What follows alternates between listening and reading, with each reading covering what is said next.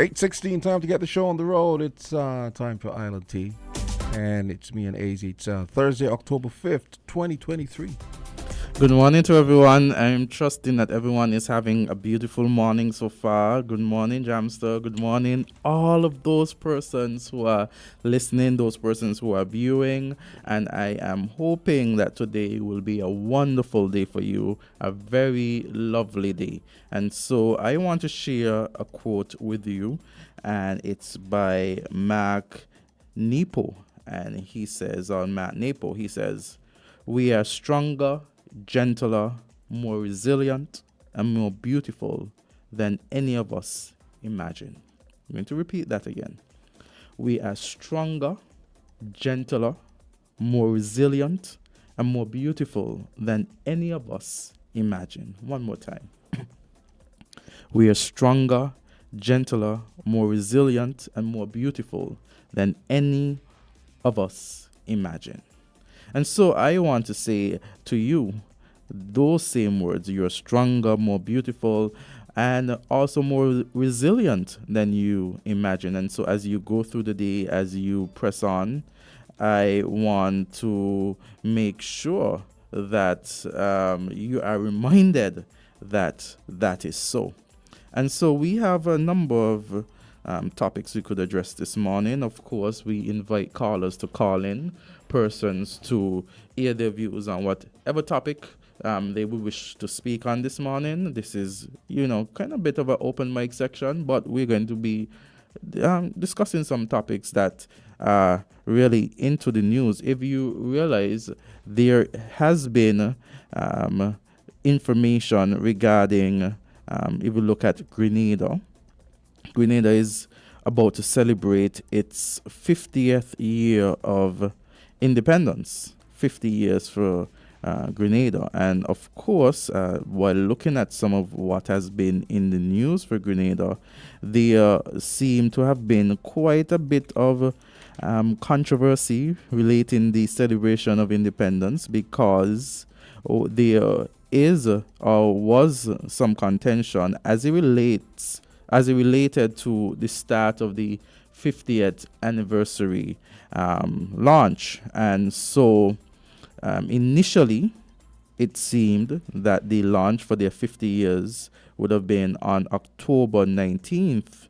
And then the former prime minister would have made some, he expressed some concerns about that, because October 19th is when they lost the Prime Minister, Maurice Bishop. And it would mark this year 40 years. And then I now see an article by Loop News that says that October 19th will no longer be used as the launch event date for Grenada's 50th anniversary Independence Day activities, following reservations from members of the community, including the families of October 19 victims. At a news conference on Wednesday, Dr. Wendy Crawford, chairperson of the National Organizing Committee, said the launch date of the Independence Day activities has been rescheduled to October 31st, allowing the event for October 19th to receive the national attention it deserves. This year, October 19th, will mark the 40th anniversary of the death of former Prime Minister Maurice Bishop. Dr. Crawford said at a media conference on September 19th, it was announced that as of October 19, 2023, this day will be designated as a public holiday as National Heroes Day. So the NOC, which is entrusted with the responsibility to oversee the planning of a year-long calendar of activities commemorating Grenada's 50 years as an independent nation, had simultaneously announced its intention to utilize the newly designated Heroes Day as a launch event to commence the year-long celebrations of Grenada's Golden Jubilee. She said, recognizing the profound and national importance of both occasions, the NOC thought it presented a unique opportunity to initiate the calendar of events with a solemn moment for reflection, deep introspection, and prayers for the nation. Dr. Crawford. So what's the controversy really? No, because I actually didn't even realize the Independence Day is October 19th. No, the Independence Day is actually next year. I think someday in February 2024. The Independence. Oh, you mean so it's gone already? No, they're celebrating 50 years of independence next year, February. But what's the Independence Date? It's something. It's a day in February. I never knew it. Okay. It's a day in February. So, what they're trying to do? It's 50 years. What they're trying to do is celebrate early, so have a launch of activities up to February. Oh, yeah. So what happened here is that Maurice Bishop, he died on October 19th, 40 years ago. They have now recognized that as their National Heroes Day. So they wanted to start from National Heroes Day, October 19th, to February when they would have their independence celebration. But there was persons within the community and also the former Prime Minister, Honorable Michel. Mr. Mitchell. Keith Michel. He would have advocated that such a day needs its separate recognition, observance, that being October 19th. So you don't start independence celebration on October 19th. Start it on a different day. Let that day be one of reflection for those victims for families of victims who lost their lives on October 19th. And so recognize that for what it is, and then independence. Rather than lumping everything into one. And we did have some, I remember at the time, maybe not as much, but we did have some back and forth here about, maybe we should have, but actually, I think ours is probably a little more appropriate. But I kind of see Mitchell's point, though, to be honest. Because I feel like that whole thing was so seminal in not a good way. Yes. For the Eastern Caribbean. Yes. I mean, we've never had those kinds of things happening around here. It's usually those things usually happen in Central and South America and stuff. And I kind of see his point. Yeah, so. And that has been really a day in Caribbean history as we remember the invasion. I remember at law school we were talking about the Constitution.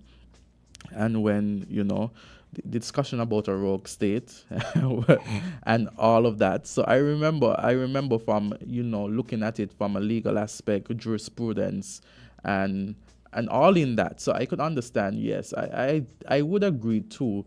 Let's give it its own recognition. Let's acknowledge it for what it is. Yeah, because he died. I mean, I don't think it's appropriate to put to lump all the other national heroes and make it national heroes on the day when that was like stuff was that would be, it would be as if you have, and celebrating independence, but it's as though you are forgetting the significance of that there, and so it would be overshadowed. It would be overshadowed by the independence celebrations. Yeah, that always happens when you try to.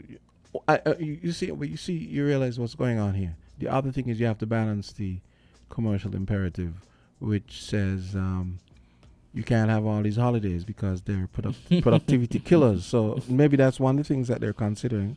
Because you keep adding holidays, it's, we have a call coming in now. Yes, wonderful. Island T. Island T. Hi, good morning, Jamster. Hi, good morning. Mr. Gumbs. Hi, good morning. Yes, very interesting.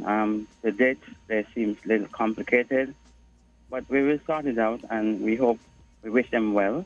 As Grenada, as one of the OECS region, country, island in the region, they have gotten their independence when 79 or thereabout.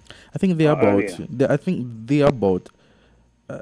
With almost in the same time with St. Vincent and Grenadines. Yeah, those islands got their independence rather within the same lump. I think we were one of the last persons. We were the last. Belize, they're not. But I think Dominique was 79 too, wasn't Belize it? was 81 or thereabout, or 81. And Antigua was 80, if I remember correctly. But I want 81, to segue something. into another Mm-hmm. ticklish contention within the Caribbean, which is Haiti. So the Independence The Day, United sorry, Nations- before we go on, Pardon me? just for us to clarify, because they're celebrating 50 years, February 7th. So the Independence Day, they celebrated Independence Day for the first February 7th, 1974. So it's 1974. February 7th. You're telling me that they're celebrating it on the same day of their independence? No, what you mean? Or they want to? No, Pardon me? they're celebrating independence February 7th. So February 7th, they're celebrating independence. But in light of the 50th year, that being next year, February 7th, 2024, they're starting celebrations from October. So they're not just going to celebrate for one day. They're going to they're going to be 1 month. Yeah, they're going to be starting celebrations from October.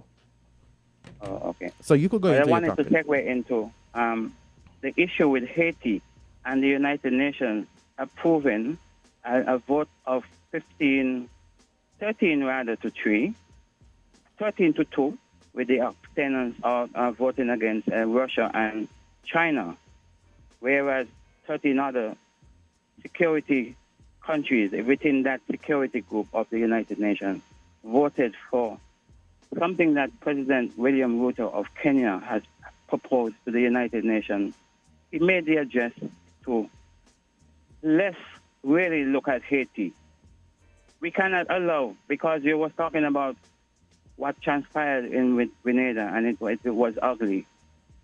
Mm-hmm. And here is it, Haiti, just in the regions, a part of CARICOM, and for whatever reason, we really cannot get a handle on the situation.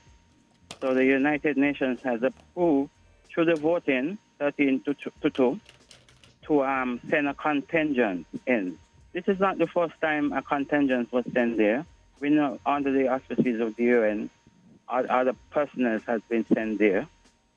But it is good, it is elating to me to see an African head of state, a fellow, I mean, in terms of, we've seen the signing ceremony with CARICOM and Africa, the African Union and so forth. So the broader scope of it and bringing semblance to our sisters and brothers.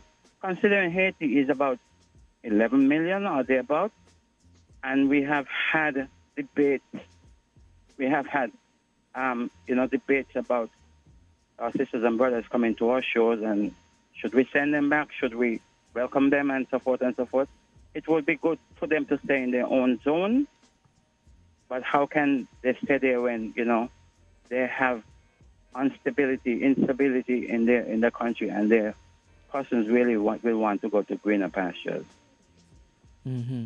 So that in itself is another debate that I'm looking at carefully.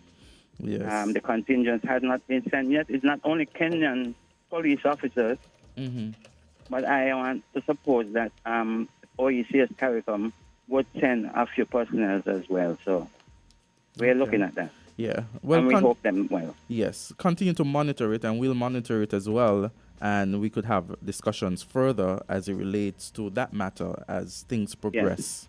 And just for the people wondering, like, we just looked it up. Azard just looked it up here. That was Journey, right? Journey said. No, that wasn't Journey. That was Africa. Yeah. I was getting mixed Yeah. up sometimes. Yeah. So he said 79, and I was like, wait, 79 and 50th? That means they got, So I started thinking. So I didn't realize they got independence that far back. Yeah. 1974, February 7th, 1974, Grenada. Yep. Interesting. They got Okay. it really early. Really Yeah. early. 74. Wow. I Yeah, didn't so realize that. celebrating 50 years. So in 2024, it's 50 years. So technically, you could say, well, we have celebrated our 40th year just recently. They're going into celebration of their 50th The year. 50th, which would be next year. Yeah. Next year, February Yeah. 7th. Okay. Yeah, and they've already started celebrations, and they've already have controversy over those celebrations. I always wondered idly if the Mhm. two of them are related. Oh, you mean Africa and Journey? No. What you Mitchell and mean? Mitchell. Oh, Mitchell. Oh. Yeah, I remember asking. I asked Hamlet when he was Oh. here. I don't remember what he told me. Hamlet is the guy for Carib Update. Yes. He was here for music festival, and I remember asking him, but I don't remember what his answer was.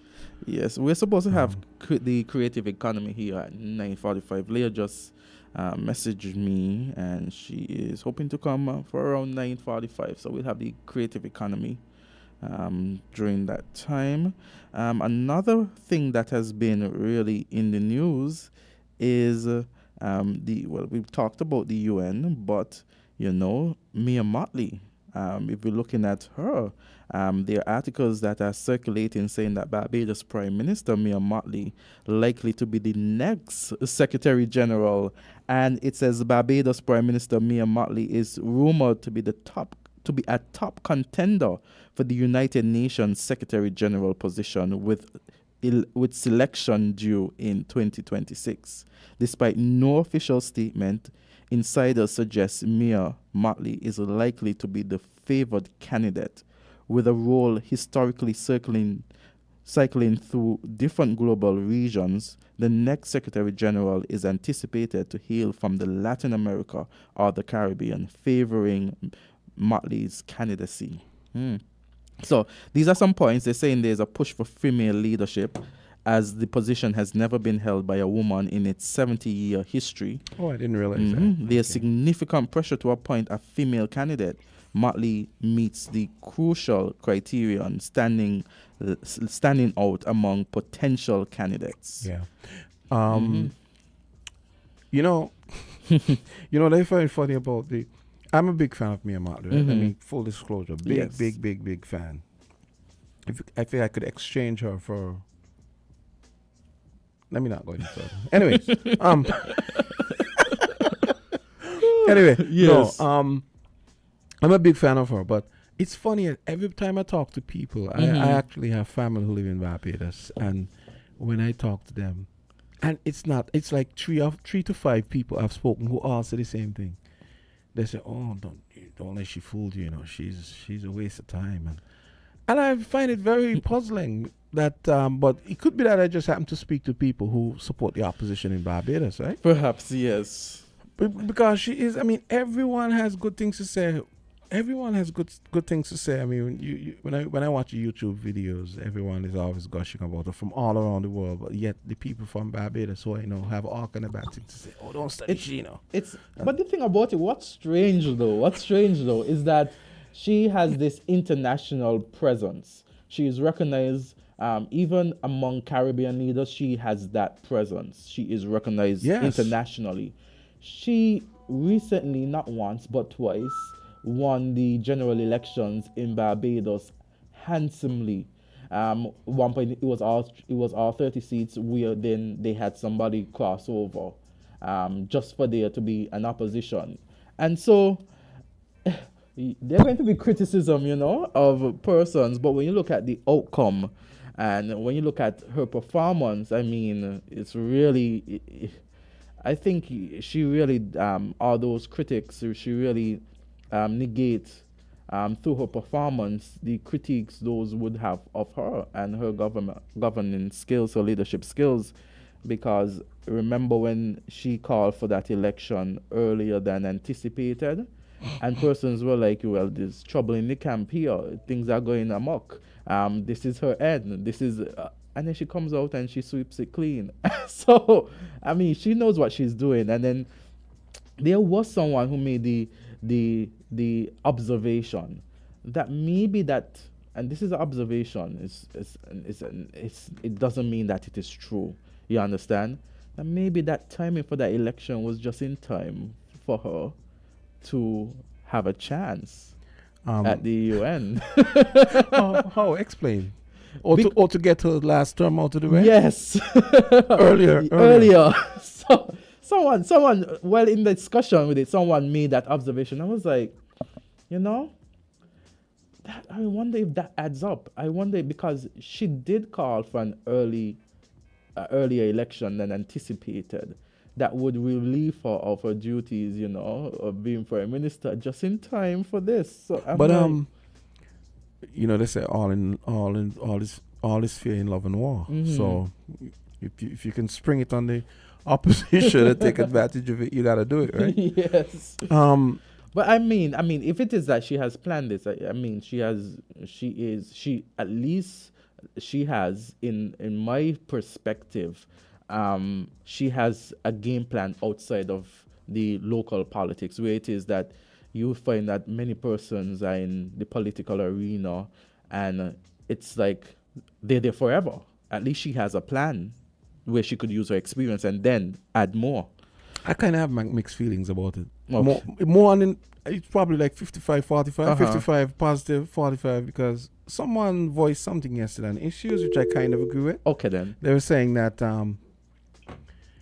it's kind of a way to control her because she speaks truth to power, and the person was making the case that the caller was making the case that, well, yeah, we might see it as, it's this big coup for the Caribbean, and we all know she's charismatic and she's dynamic and she's a great leader, but it's sort of like a trick move to keep tabs on her.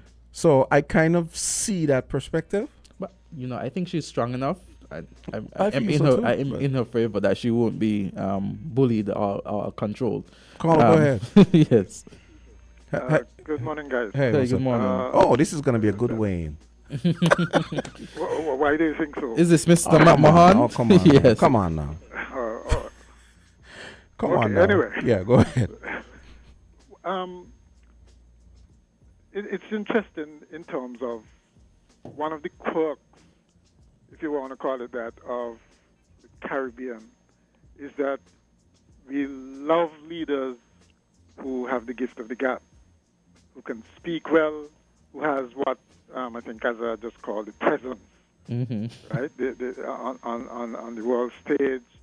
Those kinds of things are important to most Caribbean countries, always included, all right? I don't know if that came out as a result of our English-type schooling, where emphasis was placed on, elites as opposed to anything else. And so competence and so on Point. is kind of, it's important, but not as important, right? And you see that playing out locally. You can argue. But isn't that a bit of a false choice, though? Setting up a false choice? Because just because it never once crossed my mind that granted, I agree with you about I think a lot of our politicians love to hear themselves speak, honestly, but it doesn't necessarily mean that they're incompetent. I think there's two separate things. They could be linked if the person happens to just be all hat and no cattle. But of course, it's good when it's combined. It's not always combined. Okay, being able to speak well. It's not a matter of hearing themselves speak. I'm saying that we the people... Well, contributing to global warming anyway. We love people who can essentially hold their own on the world stage among other leaders. Okay? And being able to speak and convince and motivate is certainly one of the qualities. Well, those are certainly qualities of leadership, good leadership. So I would not. It's not that I'm trying to downplay it as important, but I think as we see throughout the world, what's more important is competent leadership in terms of delivering substantive things for the people, whether in terms of standards of living, and all the other stuff that we measure success in countries by. Okay, and I'm saying that it does not always translate that because you're a great speaker, that it automatically means that your country is going to be better off. I mean, if you take a local example, I would argue, for instance, that Premier Brantley certainly is one of the better speakers in terms of politicians on the island. Well, his name is Mark Anthony, isn't it? So, yes, true. Yeah, but one. I never thought about it that way. Yes. Yeah, go ahead. One can argue that in terms of delivering for Nevis, that's questionable. I think certainly people would divisions would probably say that since he's been in leadership, that the position of Nevis vis-a-vis St. Kitts in the Federation has certainly deteriorated. Okay, and but like I said, he has the gift of the gab and convince. Some people can sell ice to the Eskimos. Some people are smooth like that. Yeah. Right. So that I think is the case here with Mia Mottley. Although she inherited a very difficult situation, I think the Barbadian economy is still in trouble. I think, but not as bad. As maybe it used to be. fragile might be a better word, right? Yeah. Well, it was always that because of its dependence on tourism. Okay, but at least she's holding her own there. But and the when thing you is, get embraced by people like the President of the United States, as well as other world leaders, I'm not surprised that she's being heralded as the next possible UN Secretary General. Because that kind of position pretty much means that to be effective, you got to be on good terms with practically everybody, especially the big powers. But Ira, the thing is, when you listen to the internals of her speeches, that doesn't sound like someone to me who is incompetent. I mean, she won by a landslide after all. She won. I mean, that was a referendum. It's not like she just became prime minister when they became a republic, right? No. I'm not talking about incompetence in terms of politics. No, I'm not talking about politics. I'm talking about governance. Right. No, but you're saying that she won, so it can't be that she's incompetent. And I'm saying... Well, she won by a landslide, so... Yeah, won by a landslide. Asians are idiots? So, but you said then, Mr. McMahon, you said... But that is the premise. Perhaps, Mr. McMahon, would you say then, because based on what you're saying, would you just say that she's better than the other options that are presented? That could be a factor, but the premise was, like I said, that people may forgive some of the incompetence in terms of like the economic policy and those sorts of things, in favor of the fact that she has such a presence on the world stage. You see, I mean, it may sound strange. So then, eventually, it sounds eventually, like eventually, it comes down to bread and butter issues. Yes.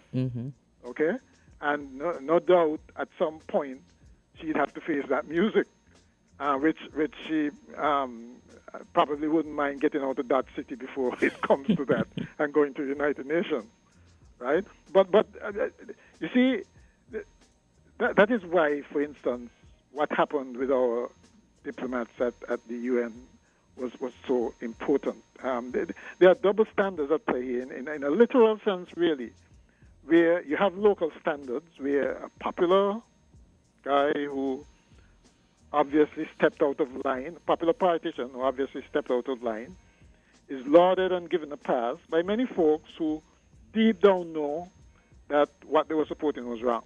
Okay, you can't be law-abiding and a vigilante at the same time, right? And then you have the international standard, where some arrogant, boorish behavior is evident, and while it may be accepted locally as clapping back and being assertive and all those things, it's not an international standard, and it's certainly not the place to be happening in the UN. Okay, and so we end up with egg in our faces, right? Which is not a good thing. You probably heard of the phrase, "It's not the crime but the cover-up," as it relates to U.S. politics. Yep. Right. Not to belittle the crimes, though. Yeah, but then people then forget about the crimes and look at the cover-up, because nobody likes people getting away with stuff. Okay, but I find ambassadors, advisors, and politicians, they are human, and are prone to making mistakes, just like the rest of us. But quite apart from the fact that there are some mistakes that are so egregious and should not be forgiven, okay?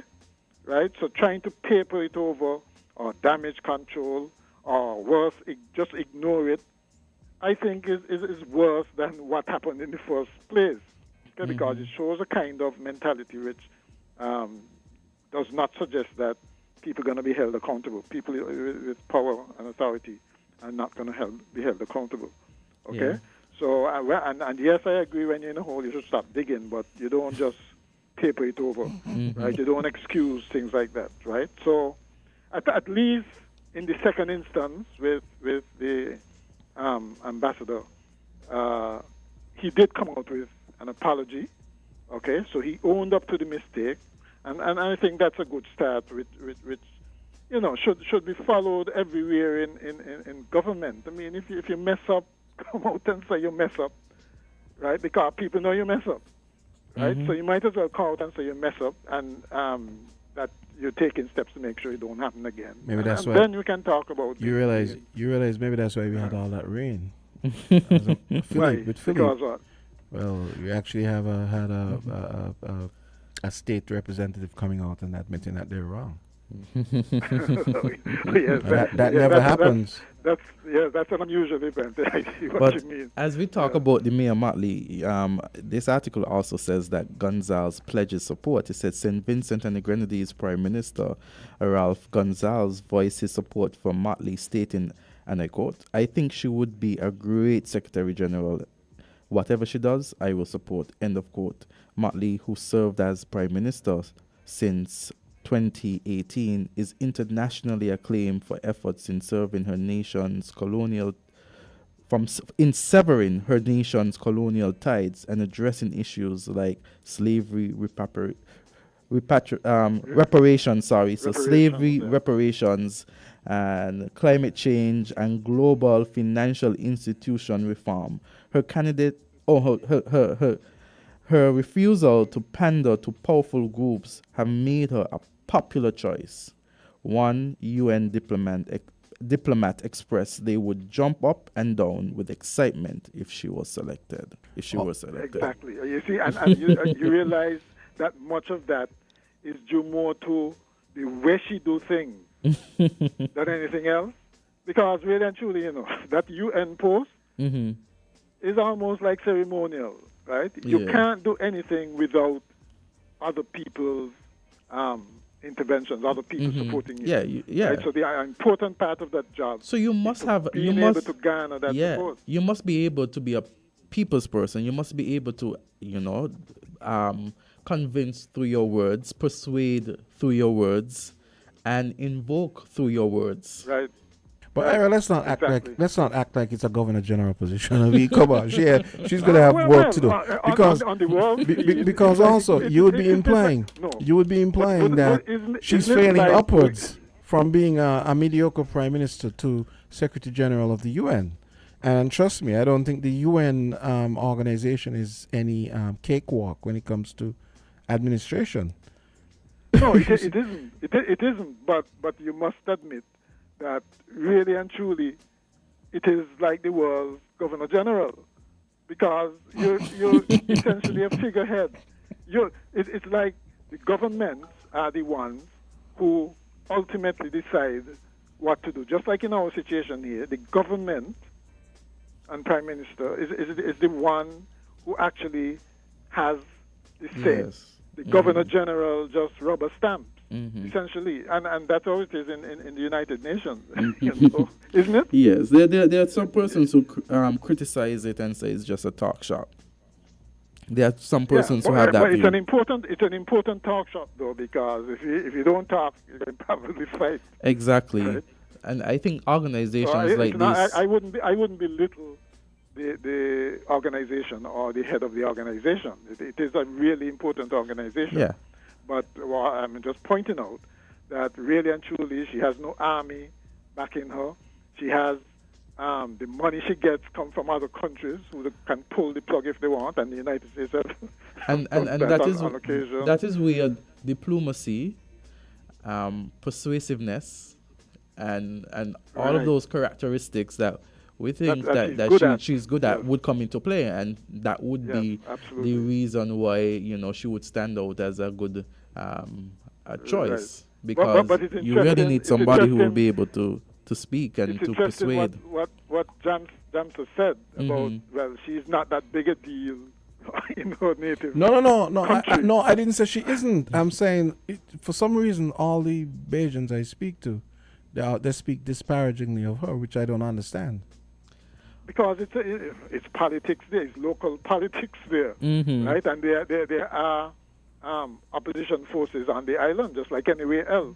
So of course you'll have those kind of dynamics at play, right? But overall, I think she has really good stature of all the Caribbean leaders. Yes, she seems to have the stature. Yeah, she really stands out. She really stands out.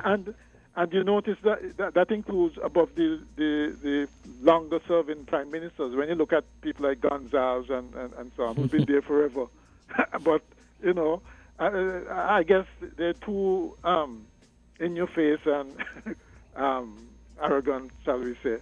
I think to fit a position like that, they'll never be considered for a position like that, right? Because of they're not known to walk, to be nuanced and diplomatic and those kind of things. They're more likely to be in your face.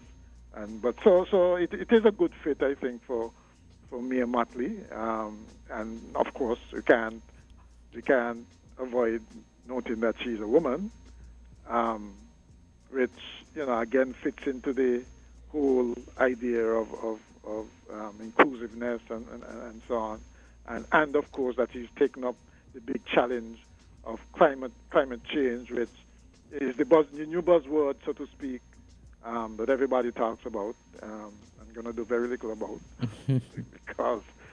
because of economics. Okay. Okay, we have another call here. All right. Yeah. Okay, Thank you so much for your contribution, Mr. McMahon. Oh boy, see. We lose that caller? Yeah, that's why we get cussed. Yes. That person's gonna say, I've been calling and blah, blah, blah. Say what persons may. She was able to lead her party successfully in the 2018 elections, May, and then 2022. Caller? She did, certainly did. Caller, go ahead. Good morning, Trevor, and good morning, Azard. Jamster. I didn't know you, so please be able to say. Every time I try to remember Jamster, but Trevor is that name sounds so nice. Nah, Trevor, nah. Azard, Trevor doesn't sound good to you. Trevor is a good name, but not in this country. Jamster, why he jamming? He making jam or he jamming jam? I don't know what he doing. He just behind there talking. I shall try to remember. You understand? Sorry for calling you Trevor. Jamster. And you dare not call him Mr. Woodley, because he doesn't want that name either. You never know him with that kind of name neither. I'm not really big on. I don't know where he bite. He like Dr. Drew. God, let me address my issue before I get cussed. Now, thank you, Mr. McMahon.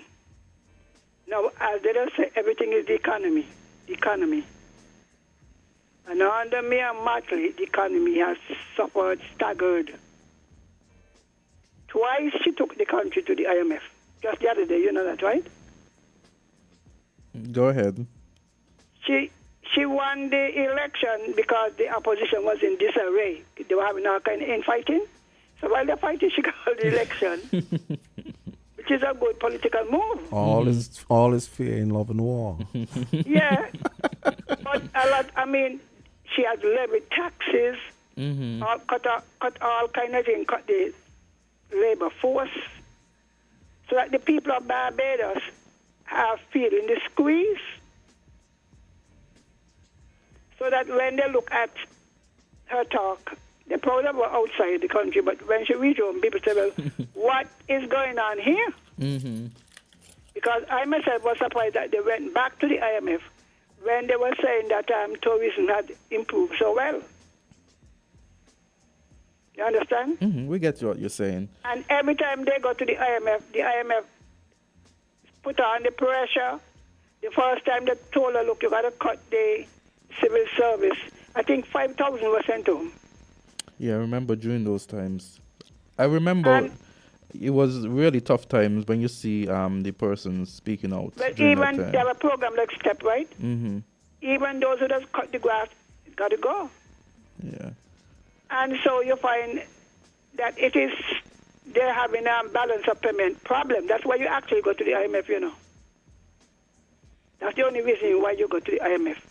If you don't have enough foreign exchange to support your external transactions, you got to go and get it from somewhere. So the ordinary Bajan who is feeling the squeeze, you have high rate of inflation, still some job losses. So while all of us out here cheering, and it was like how Dr. Joe and Dr. Harris make it worse for the people. They have to listen how we getting 1,000, we getting 500. You understand? Yeah. When they look around and say, well, how come we're not getting anything?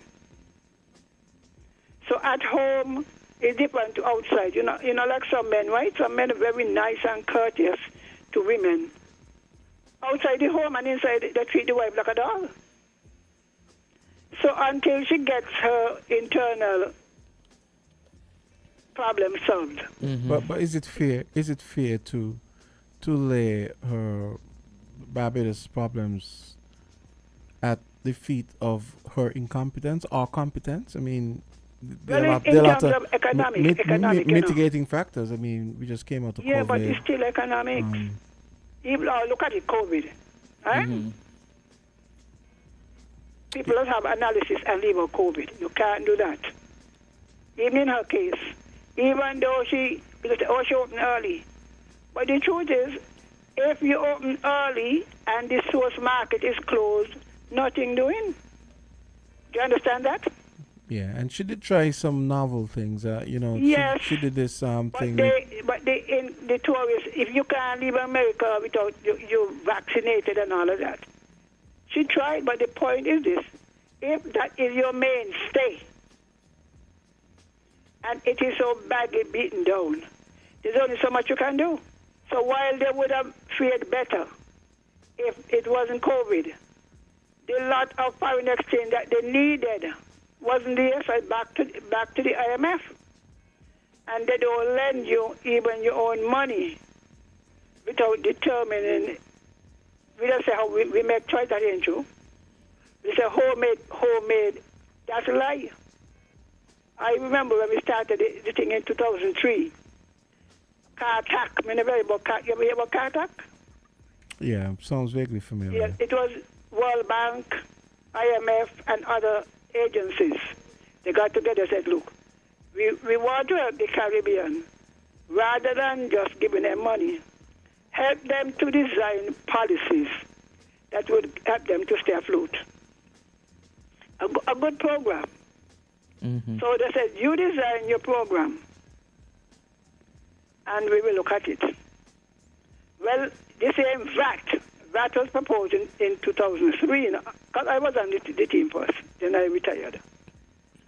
And they said, in terms of taxes, you have to increase some taxes, enlarge it. Nothing was done until 2010 when the bottom dropped out. So what they do, all right, you could tell me what you would like to be done, but then they put it against what you want to borrow.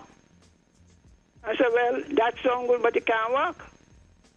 So for her now, and then you're talking about world recession, it's difficult for her, you know.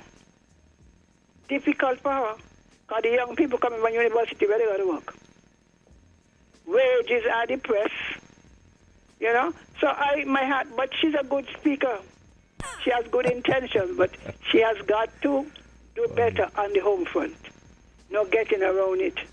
The ordinary Bajan want to know, well, how we going to buy rice and sugar?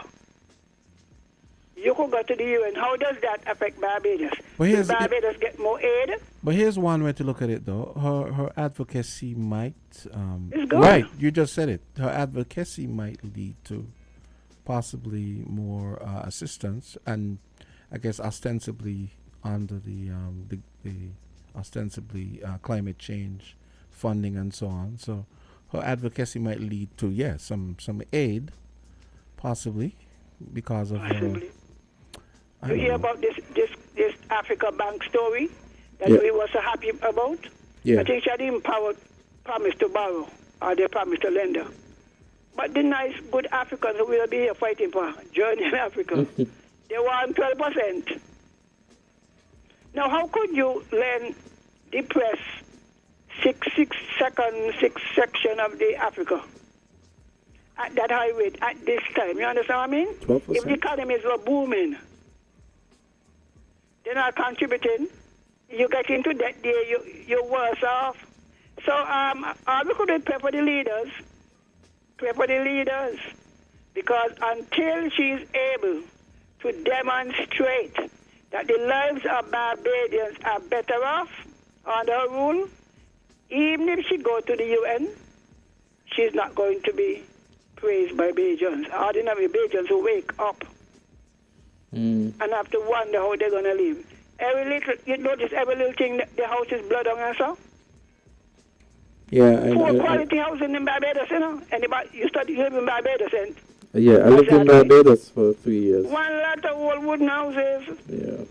house on top of stone and all kind of things like that. In fact, we had a case there with the shuttle houses and distinguishing a shuttle from, a normal house, one that is affixed to the ground. Because, shuttles, they're not affixed permanently to the ground. Yes. I mean, the first time I went Barbados, I was shocked.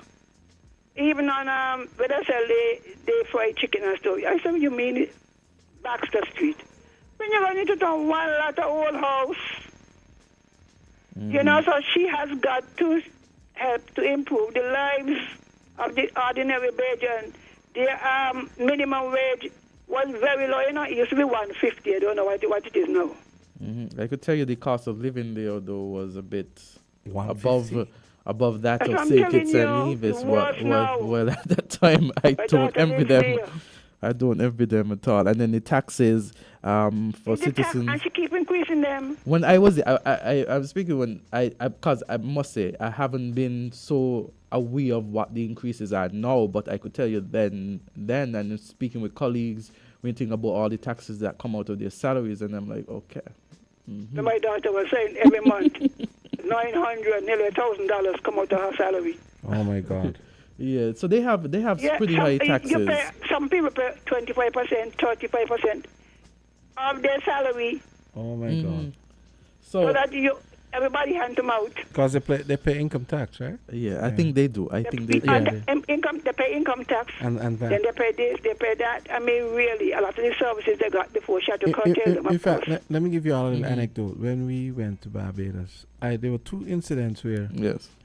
I remember I went into this store down by Hastings there. Mm-hmm. It was the Cave Shepherd in Hastings, right? I went in Yeah, there. And uh-huh. I was looking around, and it's a nice looking girl in there. I noticed she was looking at me kind of speculatively, right? Mm-hmm. So I was like, well, this girl thinks I'm fine, or or what? Well, why is she looking at me like that? So eventually she came up to me and said, One second.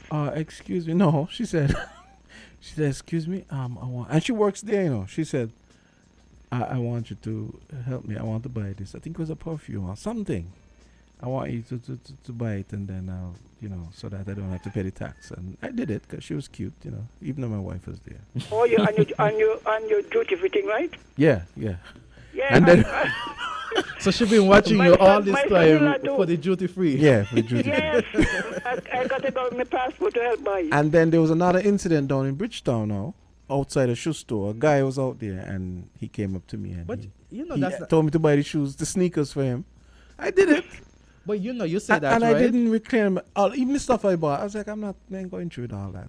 I'll But sign you up say the that, form but and all this yeah, nonsense. it's And- true. I could remember vaguely me hang up, leaving, so I and can walk on. there were discussions, but no, to buy the thing because you're a student and you're leaving, and that still went on during my time, and that would be like between 2010 and 2013. So it went on during that time. Considering 2010 to 2013 is like 10 years ago now. Wow. But the funny thing, I had to do the reverse here for me. I went to buy a watch down Port Zante, right? And when I was paying for the watch, the guy said, I said, no, I'm not doing that. That's ridiculous. So a girl from St. Lucia bought it. She offered. I didn't even ask her. Yes. Maybe she thought it was cute. Seriously. So she said, no, I'll do it for you. And she did it. See, return. Yeah. That's what you call it, pay it forward. So you did it. Yeah, I never thought of it that way until just now. Yeah, you did it in Barbados for someone. And that happened after here. Yeah. It was paid forward. Interesting. Eh? And another interesting thing when you look at the world news is what happened in the United States. You realize that for the first time in American history, the ousting of the Speaker of the House. Yes. You I think you said you wanted to play. Yeah. Hey, look, let's take the quick break. And then we come definitely. back. What time are those people coming? 9:45. 9:45. Yeah, so we have some time to chit and chat. Okay. All right, let's do that. Yes. WINN is 98.9. 98.9 is Win FM. 50,000? 50,000? $50,000? Win big with TDC! Win up to $50,000 cash in the TDC Mega Rewards Mega Raffle! To enter, you must be a Mega Rewards member or sign up to TDC Mega Rewards Loyalty Program. Shop at our TDC retail stores or online at shoptdcgroup.com to receive one entry for every $250 spent. Draws take place from July to November. Win $10,000 every month with your entry rolled over so you can win even more. Yes, this is 50. Terms and conditions apply. Maybe it's the way the brilliant gold liquid reflects our sunshine, or how the bright blue of its label mirrors the clear Caribbean skies overhead.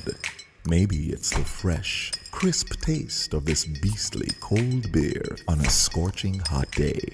Maybe it's even the way it brings us all together. But one thing is for sure, Carib is very much a part of who we are wherever we're from in the Caribbean. Carib, it's the way we play. Drink responsibly.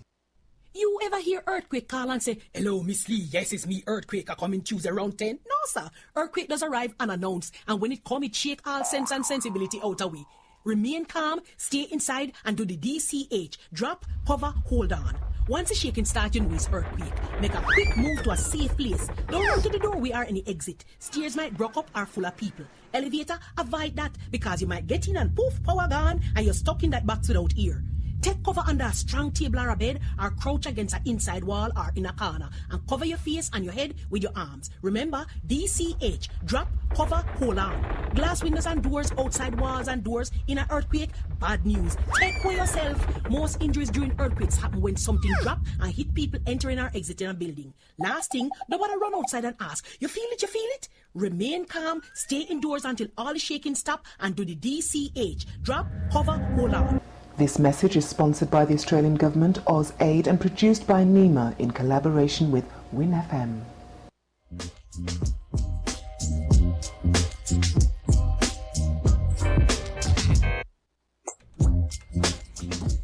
Yeah, I gotta take my boom bap supplements in the morning. Yes, so let the beat breathe. So guys, if you know, you know. Okay. I think I walked in just now, so I think I missed that joke. No, I was saying I said I gotta take my boom bap supplements, meaning the beat, the hip hop. Oh. Yeah. That's your classic New York beat, boom bap. That's what you call it. Yeah? Wow. So that's why I say if you know, you know. Yes. You clearly don't know. I'm just playing. Okay. Yeah, let's take these calls before we. Yeah. Okay. There was another one here. Caller. Oh God. We lose those callers, man. So the craziness from Monday. Is it Monday or? It's some while, but things are happening in the US. I think that It's never a dull moment in the world. Oh, we have a caller. Caller, you're live on Island T. Hey, morning, guys. Hey, what's Hey, up? morning. How are you doing? Oh, I'm not doing too bad for my age. Like that. Okay. You need to put that on a morning, T-shirt. Yeah, good morning to the listeners.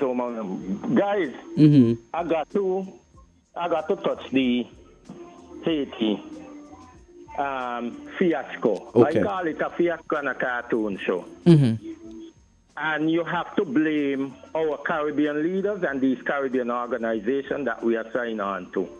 OAS, OECS, CARICOM, all these jokey organizations. They just talk, waste our tax dollars and no action. Now here is it.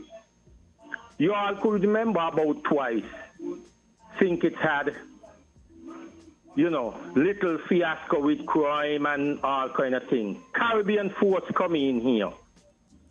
Straighten out things.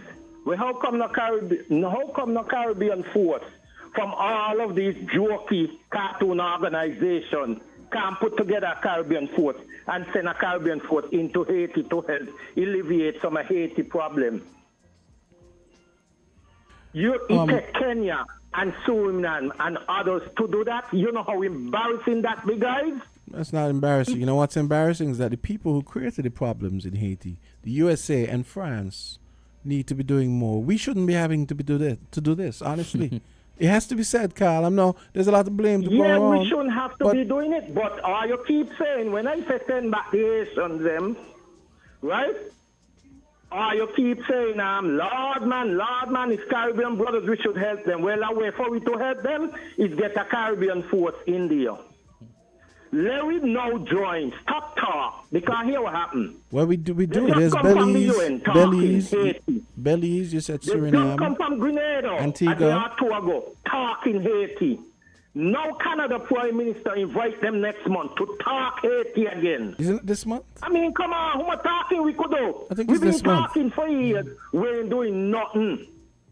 I want to see some action. If Kenya and Suriname and them could take up and send forces in there, why we can't take up and send some forces in there with ammunition and supplies and so like those?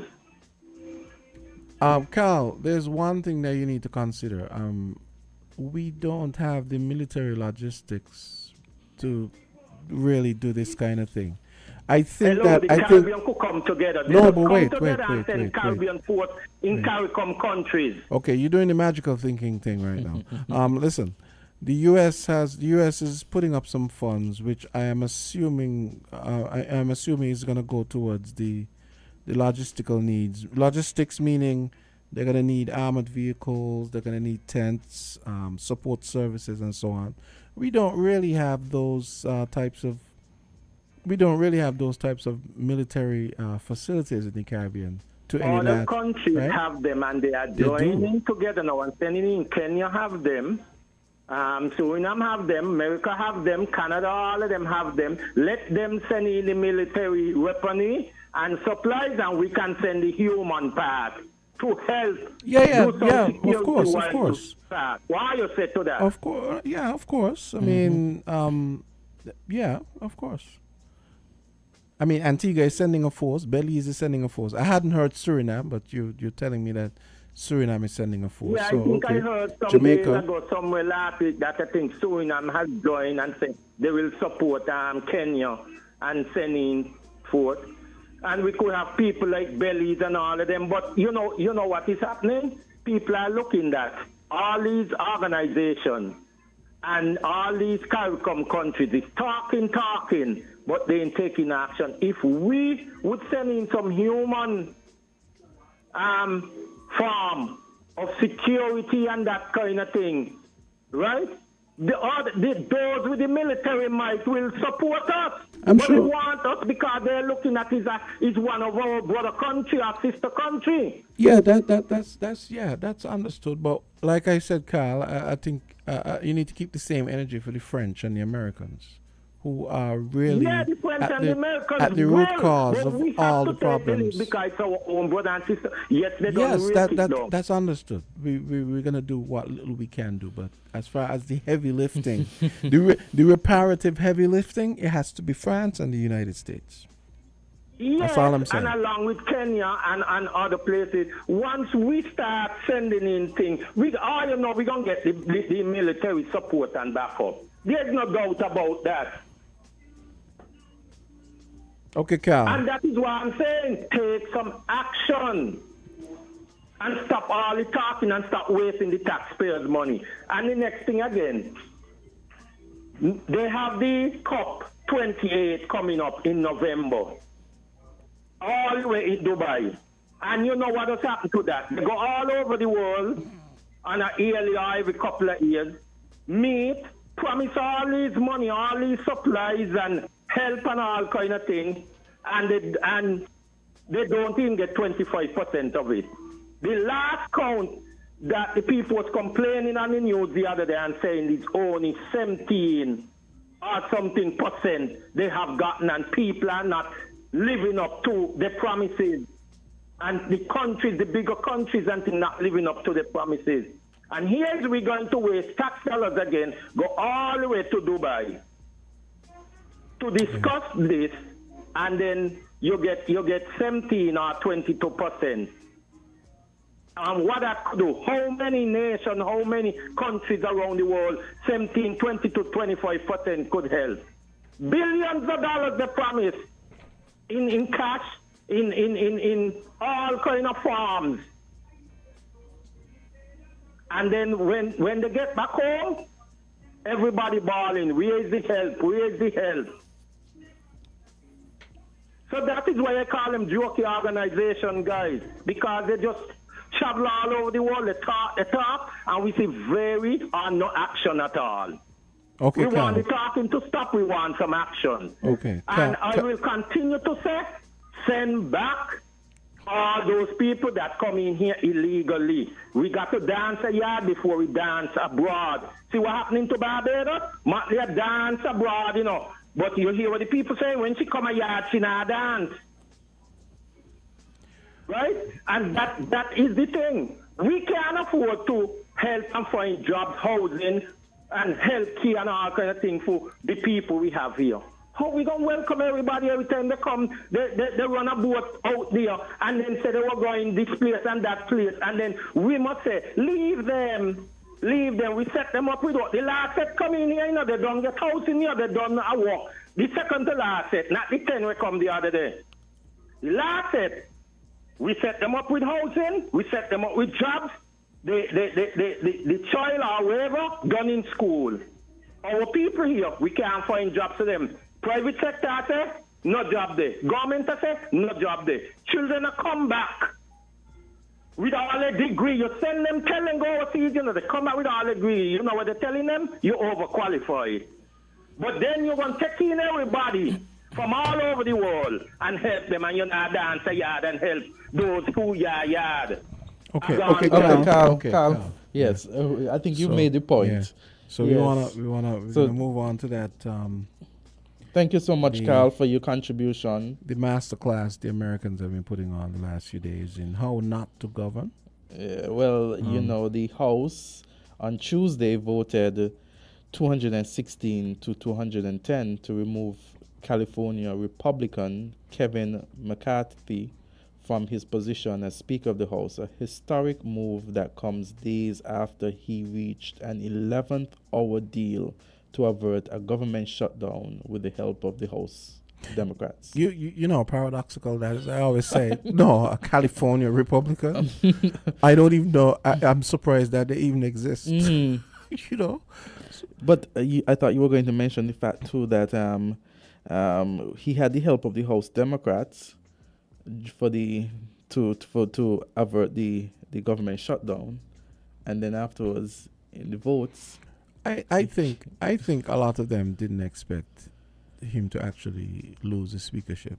But also, I mean, boy, let's play the little clip so to have some insight. Okay, should be coming up now.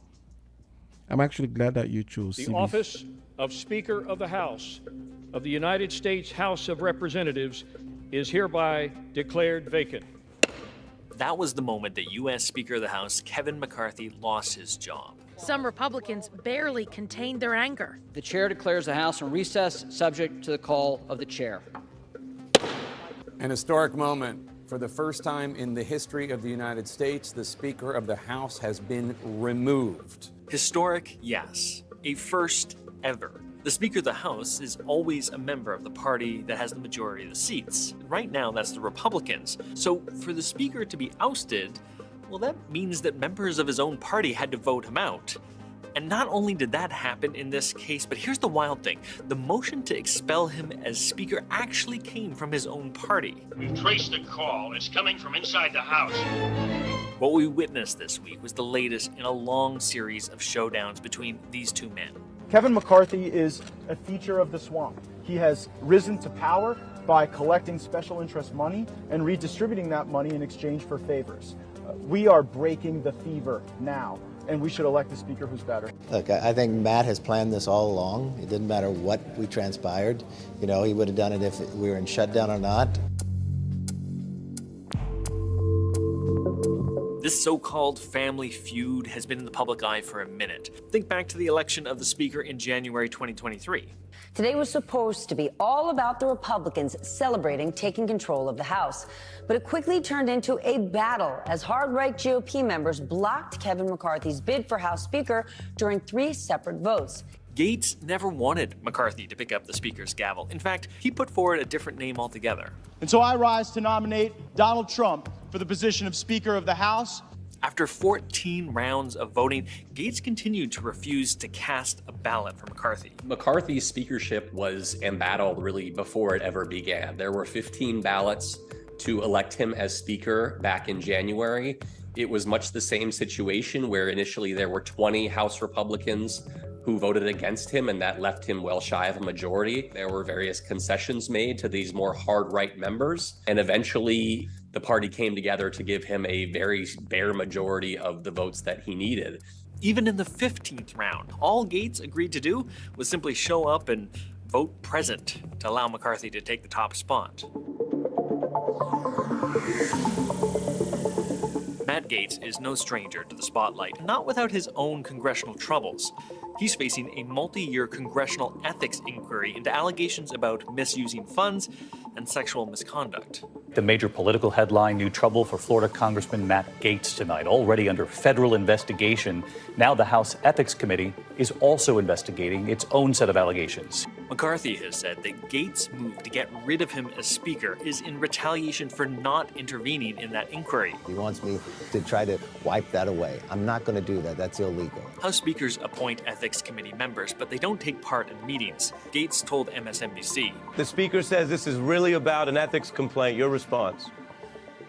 My response is really going to surprise you. This is about term limits, a balanced budget amendment, and single subject spending bills. And right there, you saw Kevin McCarthy lying like a dead dog. The House Ethics inquiry is ongoing. Working with the Democrats is a yellow brick road that has been paved by Speaker McCarthy. Take a look at this tweet from Gaetz. Quote, Speaker McCarthy believes in nothing except money and power. In football, when a team isn't winning games it's supposed to, they fire the coach. I've had enough McFailure. Have you? To understand why Gaetz has such an issue with McCarthy, you have to understand the role the Speaker plays. The Speaker is responsible for ensuring that the House passes legislation that's supported by the majority party, a role that Gaetz says McCarthy has failed at. When you have a small Republican majority, it becomes very difficult to actually pass something. Gaetz is kind of a case in point when it comes to this element of the Republican Party that is making it so difficult to govern. In this latest round of funding bills, Gaetz, along with a handful of Republicans, were pushing for a big funding cut. Cuts that they said aligned with McCarthy's promise to scale back government spending. But those proposed cuts were left out of the final legislation. There was nothing that was going to be good enough for these people. The border security that was included in here wasn't sufficient. The Ukraine funding was too much. There was always going to be this kind of one thing that was going to stick out to them as being a deal breaker. 2 days after McCarthy, along with Democrat support, passed a stopgap funding bill in the House to avoid a government shutdown, Gaetz made his move. But not without some irony. Matt Gaetz and his supporters have complained that Kevin McCarthy has worked too much with Democrats.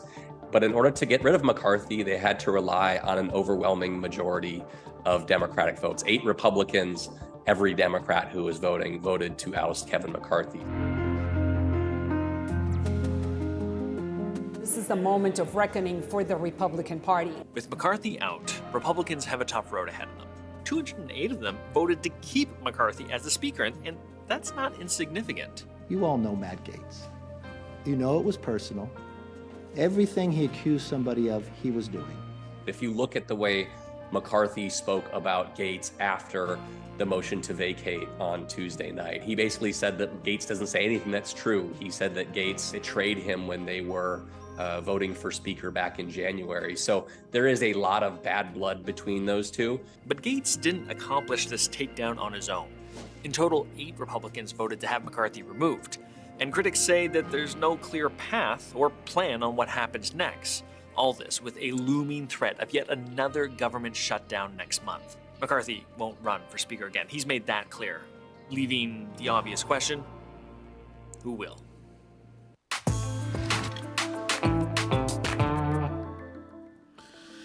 Yeah. So if you look at it, it seemed to have been, from that news point of view, very personal contention between the two men, which really ultimately resulted in Speaker McCarthy being removed for the first time in American history. Yes. And what is... And probably, I don't know if it's the shortest, but it has to be one of the shortest serving, 267, 200 something days. Yeah. Because he was voted in January. Yeah. And the weird thing about it is he accused him, would have accused him of siding with the Democrats, and in the end, the majority from the Democrats is really, in addition to the extra from the Republicans, is really knocked him over. So, I mean, you realize only 8 voted against removing him. Yes. Wow. Yeah. So let's take this call. See what they have to say. Yes. Hey, call. Okay. The thing that worries me is that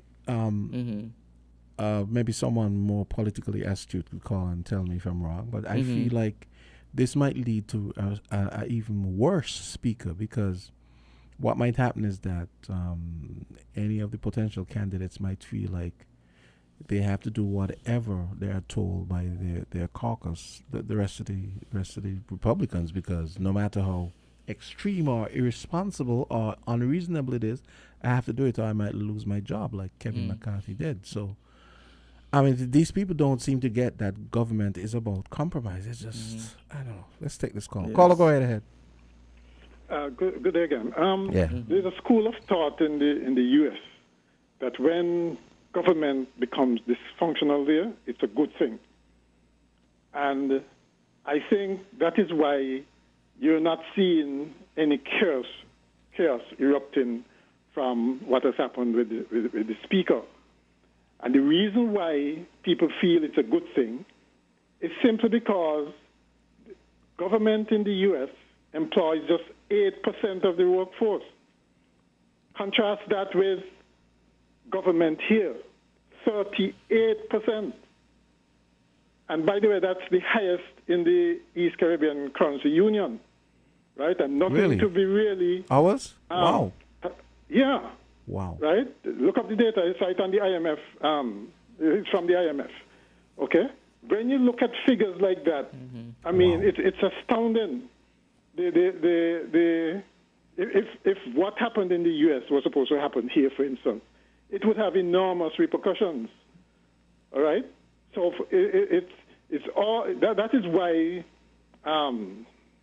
so many people believe in smaller government. The smaller the government, the better, because you don't have the politics, which can be topsy-turvy, interfering with people's day-to-day livelihoods. I'm glad you said that, because I remember making the point that I like the idea of smaller governments, and earlier in the year, I think it was a discussion that you and I had, if you could remember. But I feel like that's an insufficient criterion to use to judge what kind of government you want. I think it's better to say you want efficient government. And efficient meaning what? Efficient meaning may say that if the more government services you have, the better it is for the populace. You get more handouts, you get more social interventions and so on. No, I feel but efficient. I don't think that's efficiency. No, to me, efficiency implies the government being the government architecture being as lean as it needs to be, right? While doing all the things it needs to do.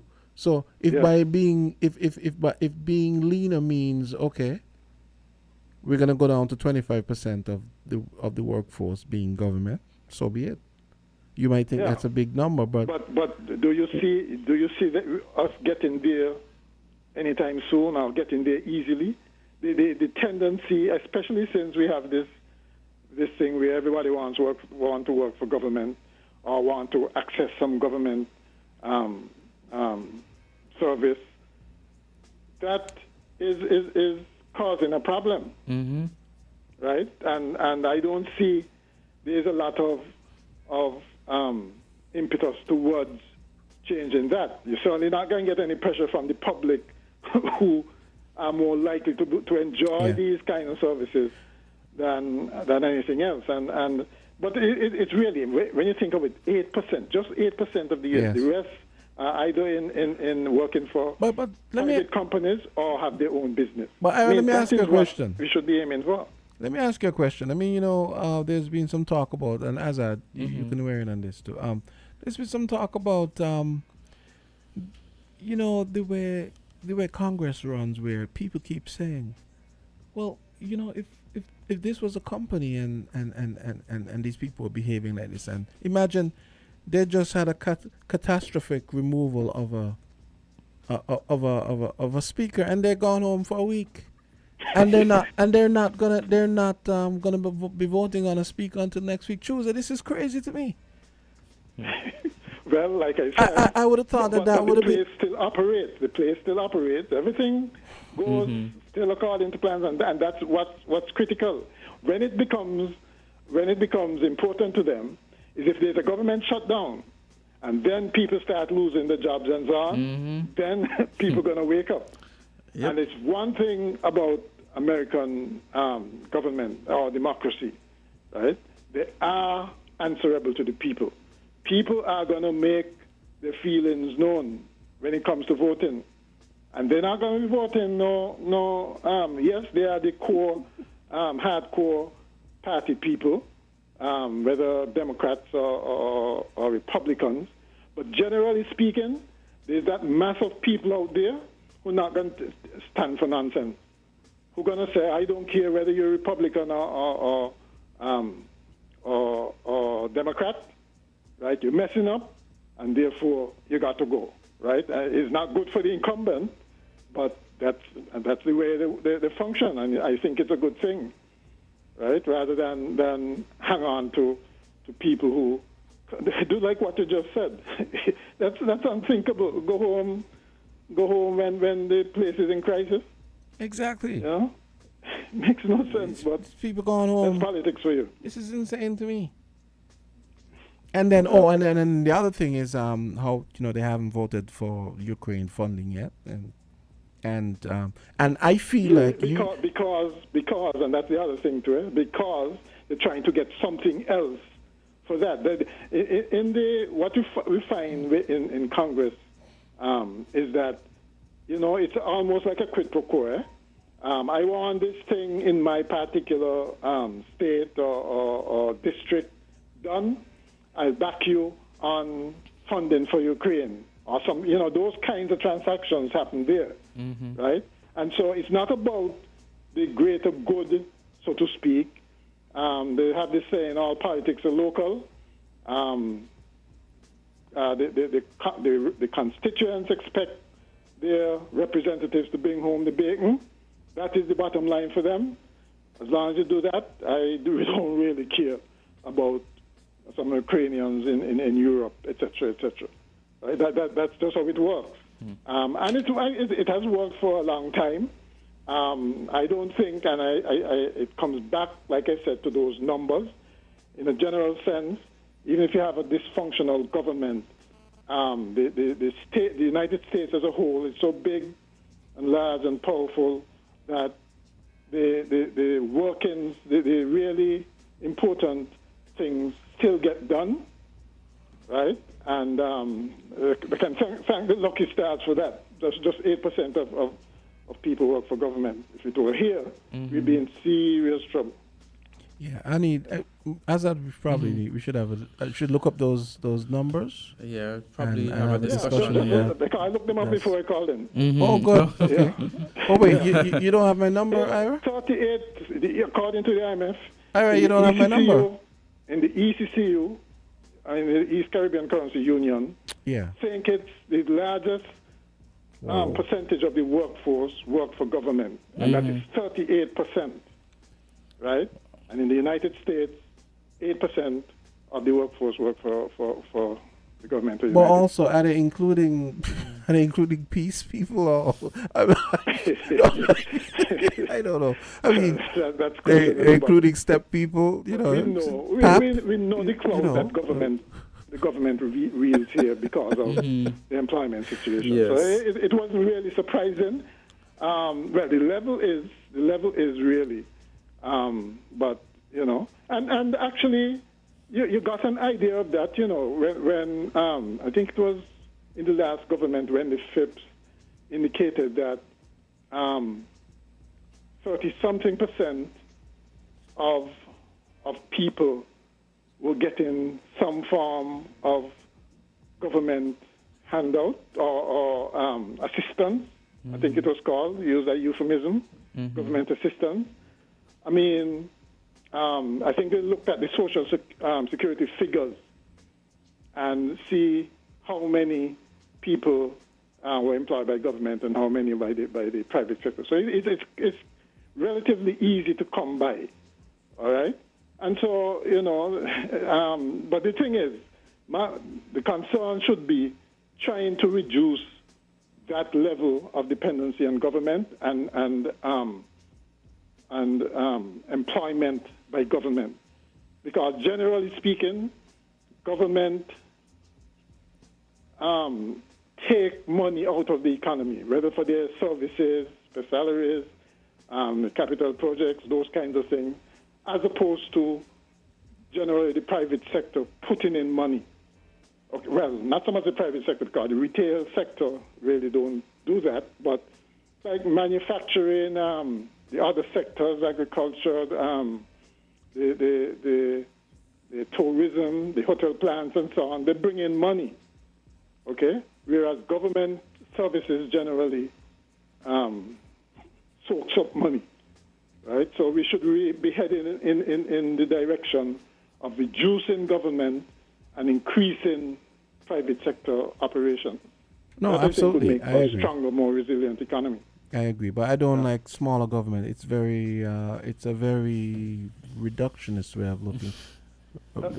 Smaller, no pun intended, but it's smaller too in terms of it's an incomplete term. Having the so much dependency on the government as well, in the sense that you have persons. I mean, if you look at it in terms of independence, for instance, don't you think that somebody would prefer to have a decent paying job and taking care of their own affairs as opposed to have to use some safety net, social safety net? I mean, generally speaking. I mean, also most people would prefer that. It's more dignified to be like that. I agree. Right, and that I'm saying is what we should be aiming at. Yeah. Yes, it's some people will always need government assistance for one reason or the other. Some are disabled. Some, there are lots of different reasons why some people may need government. No. Here's how efficient government could also be described. It could also be a situation where the ministries involved with creating economic activity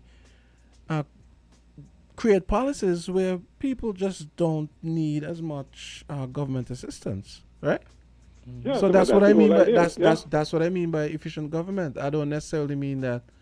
Of course, you're going to always have a safety net at some level, but I mean, what I'm saying, efficient government to me means that all the ministries of policy-wise are firing on all cylinders and doing the things that work towards the greater good and okay, we can talk about the economy, creating an environment that allows everyone, big and small, to thrive economically. Right. Yeah, and do it on an individual basis. Exactly. Every little unit, whether it's a family or an individual working, can fend for themselves, right? Without the kind of assistance that we get. I mean, we got to wean ourselves off of this. Exactly. I never liked the smaller government. Azard is a Republican, Azard, you are? No, I'm just provoking. He's joking, man. He's joking. No, actually, the Republicans aren't all that bad, I mean, they're saying that the Republicans are the ones who make the money for the U.S. and the Democrats are the ones who spend it, right? The Republicans normally have good fiscal policies. Normally, not for the last 20 years, though. Well, no, because the deficit has been, that's true. But generally speaking, they're more conservative in things like economic policy and so on. And more heartless. And which has served them well. Let's just be real. Because more heartless. Right now, you realize that the U.S. is still the strongest economy in the world. They emerge out of COVID and so on better than most expected, and all the recessions better than most expected. While China and Europe and they're struggling, somehow the U.S. just keep humming along, Mm-hmm. So they must be doing something right. Yeah, for real. Despite this, what appears to be dysfunctional government in part, Yeah, that is true. All right. Okay, thank you for your contribution, Mr. McMahon. Okay, so that Jay-Z thing, I just went out there to see, but no, nothing here. We got 18 minutes. You want us to discuss the Jay-Z thing until they show? You have the clip? Yeah, I have okay. Yeah. So folks, the setup is Jay-Z, one of my favorite rappers. He's worth almost $1 billion, and he had some choice words to say about. And actually, I kind of agree with him. I mostly agree with him on Kevin Hart's show about showing up at his family's house and everybody hitting him up for money and stuff. So, can you imagine how that is, eh? Yeah, let's just take this quick break and we come back and we're gonna hear that. It's 9:43. Let's take a quick break and come back.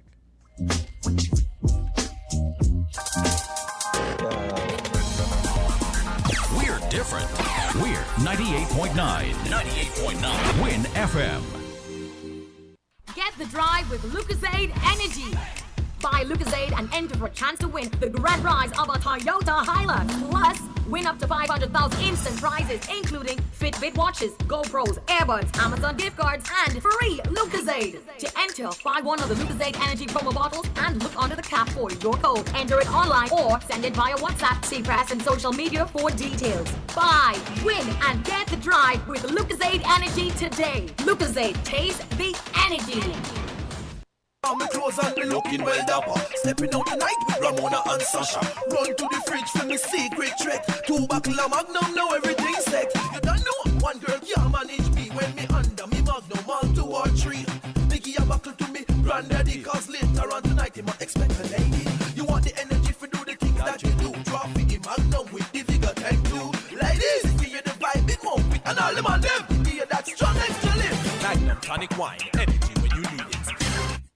Like us on Facebook, www.facebook.com/ramsupermarket. Follow us on Twitter, www.twitter.com/ramsupermarket. And subscribe to us on YouTube, www.youtube.com/ramsupermarket.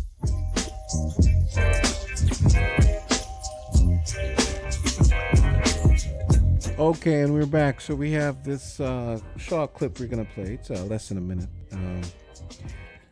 We want to hear what you guys think about this. So here we go. It's Jay-Z speaking to Kevin Hart about his family members hitting him up for money. Absolutely. You know what I mean? Like you'll have people that where you come from, if you behave in a certain manner, is not accustomed to where they are, right? Some people haven't evolved past 16. They still stuck in that place. But you evolving every year. So that may be a threat to them. Subconsciously or consciously, Kev acting funny because blah, blah, blah. You have to navigate that. You have cousins. You got to go home for Thanksgiving and people are talking to you like Kevin Hart. And you going home for solace. You want family. You're going home for peace of mind. You're going home for pease of mind. And they don't give you that and your because cousins you're not your cousins in your grandma's living room saying, yo, man, I got this play. I want to, if you just give me, you know what I mean? 4,800, I could make you 2 million. You like, it don't work like that, man. But you got to explain to him, like, life isn't like that. Money isn't free, and no one's giving out opportunities. If it sounds too good to be true, it's really. And then he like, oh, you don't believe in my dreams. Where did from that space? Absolutely. You know what I mean? Like you'll have people that where you come from, Okay, behave so in yeah. a certain manner. So so basically he's saying that maybe he might have gone home for what do you call it? Thanksgiving. And one of his cousins rolls up on him and go, hey man, you give me $4,800. And as I said, I can turn that into $2 million.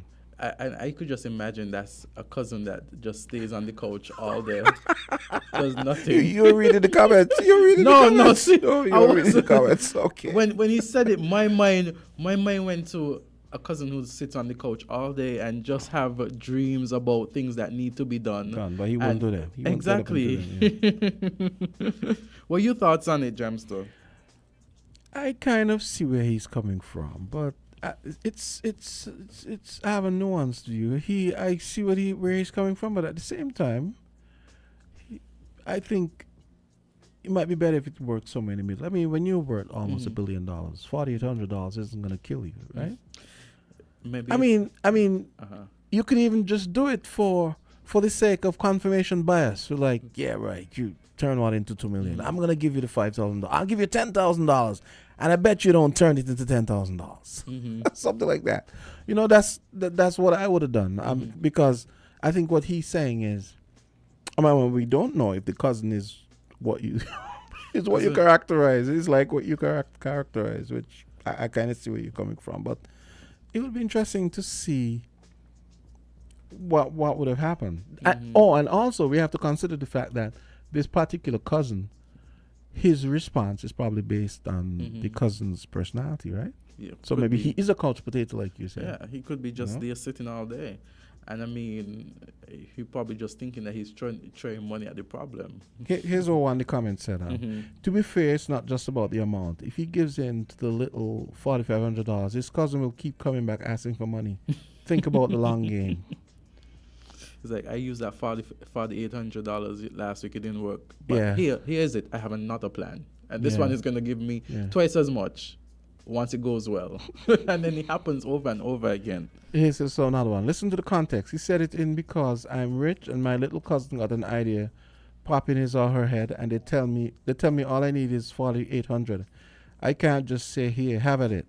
I need to see a business plan and well thought out strategy. So good comment, right? Yeah, it's good comment. I mean, how does he know that it's only 48, and how is it that he knows that it's going to make such a big splash?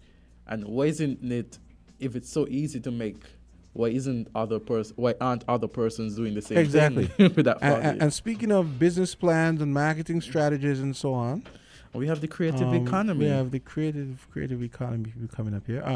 Hi, Leah. Hey. Come sit down, Leah.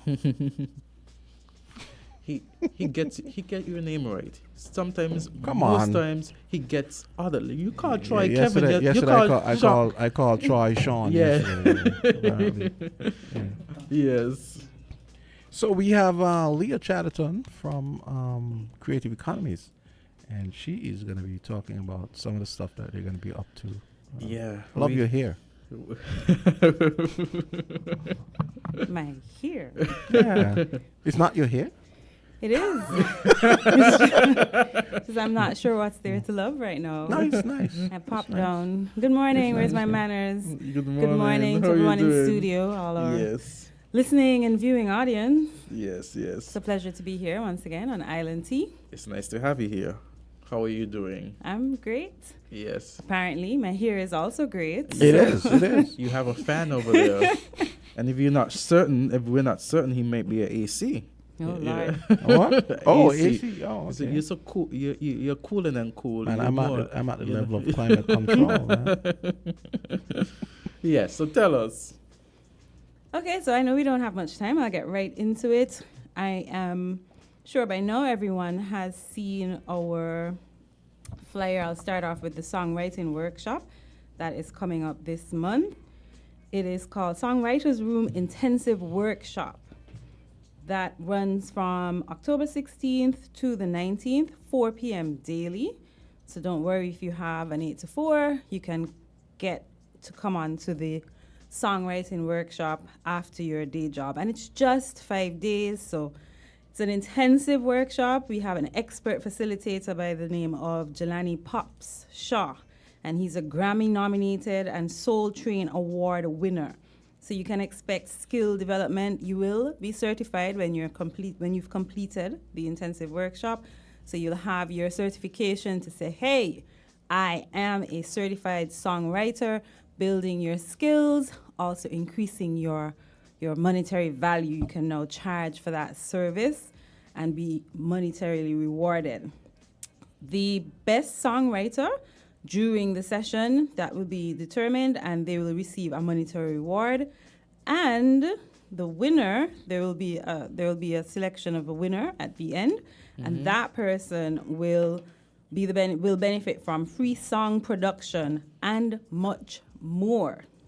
So you essentially are going to get a single out of this if you come and put your best foot forward, you delve down into it, come up with a great song, and the creative economy will back you in producing and creating that song. Sounds awesome. Song competitions and also the workshop so you could have an understanding of what is needed from professionals in the field as well. Sounding good. I also saw that there was a independent song competition. Was that through the creative economy or through the independence committee? Through the independence committee. Okay then, yeah. I thought about song and then it came to me whether or not there was a connection between both of them. So it's a very interesting thing, the creative economy, and we have the song from the creative economy as well that, persons here, our locals would have contributed and been a part, and it's a really fabulous song, So you had three local performing artists work on that song for us. Yeah. It's amazing. And I think the last time we were here, Jamster played it, and we were Yes. all in consensus that it's a possible road match contender. And Jamster, you have this song still, or is it? So you're saying Together One? No. Oh, because no. I didn't Together play that. was not together. Yeah, that's what I was It was not thinking. part of the independence Right, thing. exactly. No. We were just speaking after now about. Yeah. Okay. So Yeah, how I we've was a little had confused song there, collaborations and how productive they've been and how great they've been, and so the most recent one, which was Together, came to mind. As it is I our see what you're creative saying. Yeah, anthem. You guys gonna threw me off. You're not paying attention. Has my hair? No, it's not that. is No, my hair actually, I was distracting looking you? up. No, I was looking up Jelani Shaw. Actually. Oh, okay. All right. So I realized that he was involved with a hot Trinidad rhythm, the Sando rhythm, a couple of years back. He did the Fast Wine, Mashal. Everybody knows that Fast Wine from Mashal. And he also did Kess, the Savannah Grass. He worked with Kess on Savannah Grass. Everybody knows that was a huge song. A wicked song, by the way. And Stage Gone Bad with Kess again, and the one and only Ira George. I mean, I do think Ira is underrated. He's a fabulous soca artist. And coming from me, who's not a huge soca lover, but I am a soca connoisseur. I don't love it anymore. But yes, Ira is. You've gone beyond loving it. Okay. It's like your life. It's like passion, I love right? all music. Soca just isn't my favorite anymore. I think, No? when you're growing up and you eat something so much, and then once you get older, you So what's kind your of phase favorite it now? out. I can't say in polite company. Persons will have a different view of me, and right now my views are the views of the creative economy, so I have to be guided accordingly. I like that one. But when Leah gets to speak to you, Leah can tell you what her favorite type of music is. No but right problem. now, I hope it's not sexy right now. Anywho, did I say where this songwriting workshop is taking place? No. Yes. So tell It us. will be held at the Kuna Conference Room. Everyone knows where that is, up at Fort Lands. So you can register. It's all on our social media pages. There's a QR code. It is absolutely free to register. Oh, for registered creatives, and for unregistered creatives, it's just $50. $50 for a 5-day intensive workshop with a Grammy-nominated facilitator who has shown his expertise even here locally within the region and internationally as well. So it's really a steal of a deal, even if you do have to pay the $50. Yeah. Where are you going to get the opportunity to meet somebody like that? Yeah, I mean, this is for $50, 50 EC dollars. These are things people pay thousands of dollars for. Yes.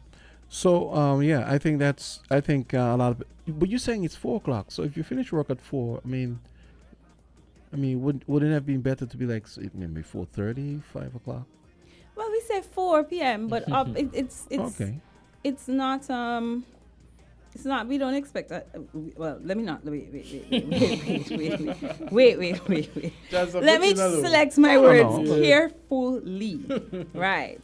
So, as much as we encourage persons to be punctual and we'd like to start on time, we are, of course, understanding for persons that have to rush from work, picking up the kids, etc. So you won't be turned away for arriving a bit on the tardy side. However, we are encouraging you to come. And we wanted, it's, the later it goes, the later it finishes. And we have to acknowledge that persons do have other things happening, whether it's their family, they have other jobs, they have their main job. So we try to be mindful of that. You will never find the sweet spot for everyone. Everyone will complain. If you do it during the daytime, they say they have work. If you do it after work, they say, well, we're prepping for work tomorrow or retired from work today. There will always be some complaint. The idea is, though, it's available. We've tried to make it as accessible as possible, which is why we did it after the generic work day. And it's not like it's going to just be a half an hour session. So you can come and get as much out of it as possible. It's for your benefit. It's an investment in you, in your talent, in your future career as a music writer, as a songwriter. So definitely it's an opportunity to come out and better yourself, develop your songwriting skills for either $0 if you're a registered creative or just 50 EC dollars. So Leah Chatterton from Creative Economy. It's actually Leah Craig Chatterton. Leah Craig Chatterton. Okay, sorry. So I have to reiterate to the listeners that I actually think this is a great opportunity, because when she mentioned the name, I was thinking the name sounds familiar. And then when I looked it up, I realized that this is the guy responsible for the Sando Rhythm and a bunch of other things. And like you said, Savannah Grass, which actually, Leah, that song, right? That is a masterfully, and if you ever listen to that song, it is a masterfully written song. For real. I get goosebumps. Even now thinking about it, I'm getting goosebumps. Song. But I remember the first time I heard that song, just the way it builds up, just all the different layers. It gives you that sense of elevation on a deeper spiritual level. And that's what music is supposed to do, actually. And there's some turns of phrase in there you don't normally hear in a soca song. You're like, wow.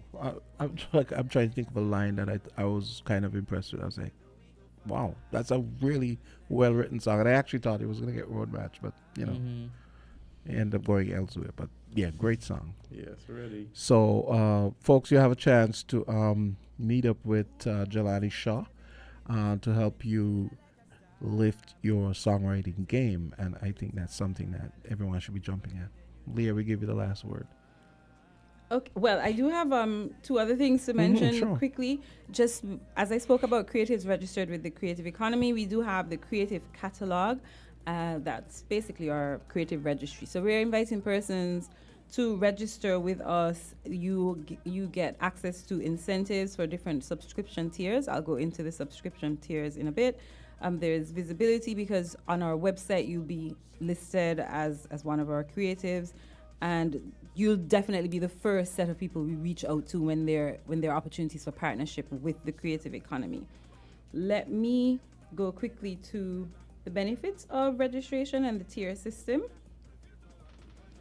So you have free registration. So you get an online profile page, you get access to training workshops, job opportunities, duty-free concessions, access to grants up to EC $2,000, networking and mixer opportunities, and certification of skills. For just $250 per year, that is our standard, you get all of the things that were listed under the free basic package, but you get now access to grants up to 5,000 EC dollars.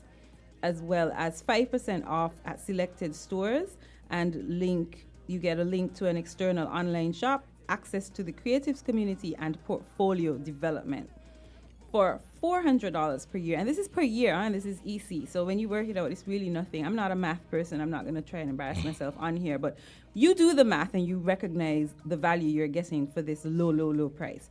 So you get everything you would have gotten in the basic and standard package.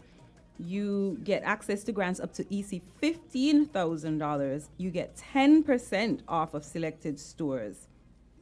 So you then see the more you invest, the more you get back. So we're encouraging all our creatives to come out and register with us, register with our creative catalog, and reap the benefits of that. And lastly, we do have a creative arts fund that begins this month. It is aimed not only at stimulating economic growth within the creative sector, but nurturing and advancing our skill sets and talents of the creative individuals within the industry.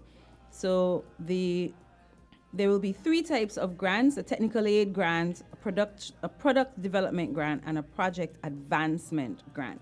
Technical aid is supporting individuals acquiring specialized skills, technical expertise. The product development grant, of course, as it says, it's creation and enhancement of innovative products within the creative arts sector. And then lastly, the project advancement grant, that is focusing on the advancement of projects that contribute significantly to the creative industries. So this fund, to get access to this fund, you would have to be registered with us, and it doesn't matter which tier you're registered with. The only difference is, as I said, the amount. So if you're basic with the free subscription, it's just your maximum grant amount would be EC $2,000. If you're with the standard package, which is 250 EC, then you get access up to EC 5,000. And of course, for the premium subscription of 400 EC per month, you get access up to 15,000 EC for this grant. Sounds good.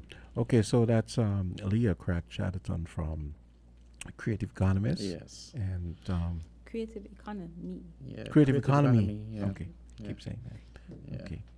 Well, wish you all the best on the songwriting campaign coming up, and all the best on all the great things you guys are going to be doing and will be doing, especially as we head up to Carnival. So. Oh yes. The opening of Carnival planning has begun. So we hope to give you a wonderful show for the opening of Carnival. But last words, reminder, our Songwriters Room, the intensive songwriting workshop, starts October 16th and runs to the 19th at the Kuna Conference Center, and that starts at 4 p.m. daily with the one and only Jelani Pops Shaw. Please take advantage of it. It's completely free if you're registered with us, and just $50 EC if you are an unregistered creative. Please take advantage. Nice. Thank you, Leo. And that concludes LNT. Let's conclude on that song. All of us together.